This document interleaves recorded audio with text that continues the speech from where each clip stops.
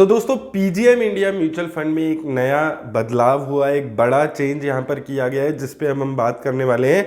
और साथ में हम बात करेंगे कि अगर आप अभी पीजीएम इंडिया म्यूचुअल फंड के किसी भी फंड में इन्वेस्ट कर रहे हैं तो आपको क्या करना चाहिए। तो अगर आप पीजीएम इंडिया म्यूचुअल फंड के किसी भी फंड में इन्वेस्ट करते हैं तो अगर अभी तक आप देखते होंगे कि उसमें फंड मैनेजर का जो नाम आता था, जो मेन फंड मैनेजर हुआ करते थे वो अनिरुद्ध साहा जी हुआ करते थे।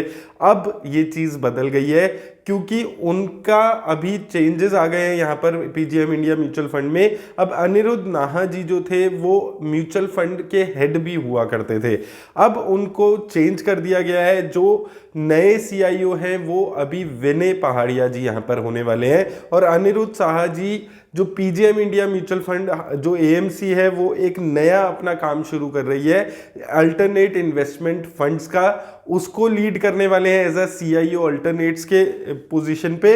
और उनकी जगह अब जो हेड बन जाएंगे यहाँ पर इक्विटी के म्यूचुअल फंड के, वो बनने वाले हैं विनय पहाड़िया जी। और ये जो ट्रांजिशन था ये 1-2 महीने से ऑलरेडी चल रहा था और अप्रैल ऑनवर्ड्स जब भी आप अपने किसी भी म्यूचुअल फंड देखेंगे, चाहे आप पीजीएम इंडिया फ्लेक्सी कैप देखें, मिड कैप अपॉर्चुनिटीज देखें या उसके अलावा लार्ज कैप स्मॉल कैप, आप जिस भी पीजीएम इंडिया म्यूचुअल फंड के फंड में इन्वेस्ट करते हैं तो आपके फंड मैनेजर में चेंजेस आपको देखने को मिल गए होंगे।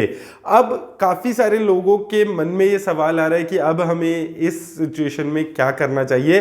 तो देखिए यहाँ पर मैं वही चीज़ बोलूँगा, अभी रिसेंटली हमने एक्सिस स्मॉल कैप में भी देखा था कि वहाँ पर भी फंड मैनेजर का चेंज हुआ था, लेकिन यहाँ पर फ़र्क क्या है कि वहाँ पर एक फंड के फंड मैनेजर चेंज हुए थे। और मैंने आपको बोला था कि एक जो फंड हाउस की आइडियोलॉजी है वो सेम रहती है जब भी हम किसी भी कंपनी में इन्वेस्ट कर रहे हैं, चाहे हम कोई भी उसका म्यूचुअल फंड लेते हैं।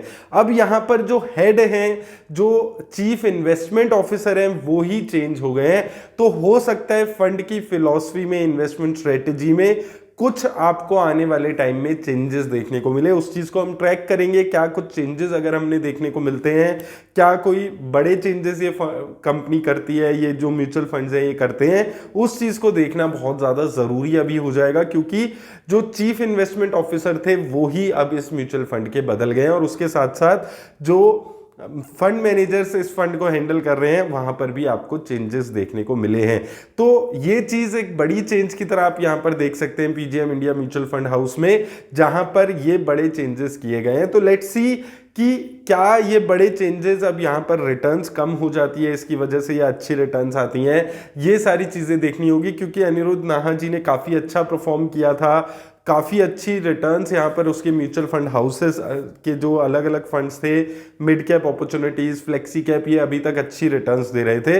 तो क्या ये सेम स्ट्रेटेजी फॉलो करते हैं या चेंजेस होते हैं, उस चीज़ को अभी आपको देखना है। अभी जल्दबाजी में आपको निकलने की ज़रूरत नहीं है, 3 से 6 महीने वेट करिए, देख लेते हैं कि क्या कोई फंड की इन्वेस्टमेंट स्ट्रेटेजी में चेंजेस हो रहे हैं, फिलॉसफी में चेंजेस हो रहे हैं, और उसके बाद हम लोग अपना डिसीजन लेंगे कि क्या हमें इस फंड में बना रहना चाहिए या नहीं बना रहना चाहिए।